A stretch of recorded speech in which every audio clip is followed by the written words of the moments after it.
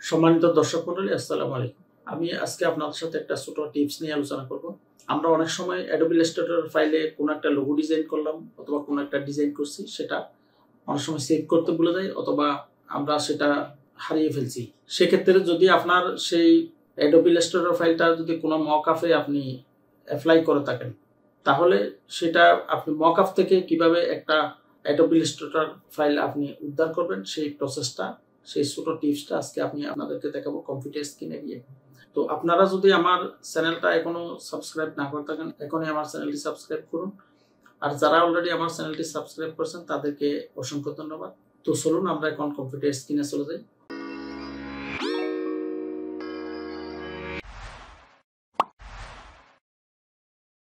তো সম্মানিত দর্শক মণ্ডলী, আমি এখন কম্পিউটার স্ক্রিনে চলে আসলাম।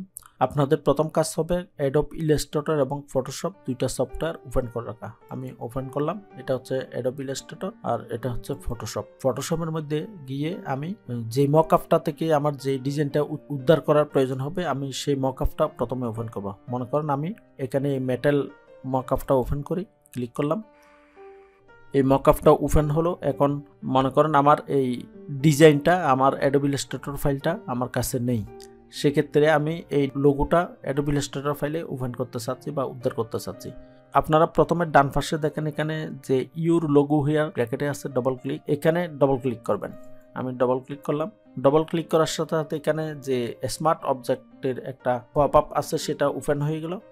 সে স্মার্ট অবজেক্টে এখানে দেখেন এই লেয়ারটাতেই আমার এই ডিজাইনটা আছে। এক একটা মকআপের মধ্যে অনেকগুলো ডিজাইন স্টোর হয়ে থাকে। আপনি যদি সেভ করে রাখেন, সেভ করে রাখতে পারেন। মনে করেন এই ডিজাইনগুলো আমি বিভিন্ন সময় এই মকআপটাতে অ্যাপ্লাই করছি।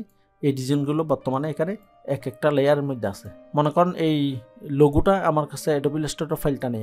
এখন আমি সেটা Adobe Illustrator এটা ওপেন করতে চাচ্ছি Adobe Illustrator ভার্সনে। তাহলে আপনাদের কাজ হবে, এখন তো ভেক্টর স্মার্ট অবজেক্টে এটা অলরেডি ওপেন আছে। এরপর ডান পাশে যে স্মার্ট অবজেক্টটা থাকবে, এখানে দেখেন এই যে সুকের আইকন আছে, এটা এইভাবে সিলেক্ট করবেন।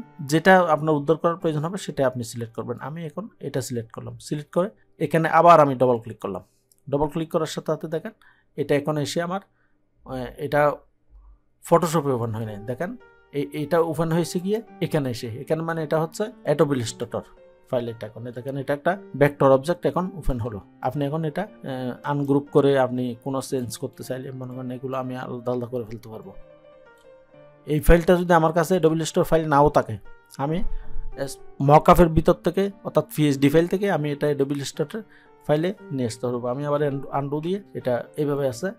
এখন এখানে আপনি আবার কাজ করতে পারবেন অথবা এডিট করতে পারবেন। তো সম্মানিত দর্শক মণ্ডলী, আপনারা যদি এই ভিডিওটা দেখে নতুন কিছু শিখতে পেরেছেন বলে মনে করেন, তাহলে আমার ভিডিওটার নিচে একটা লাইক দেন এবং পরবর্তী ভিডিও দেখার আমন্ত্রণ জানিয়ে আজকের এই সংক্ষিপ্ত ভিডিও এখানে শেষ করলাম। আসসালামু আলাইকুম।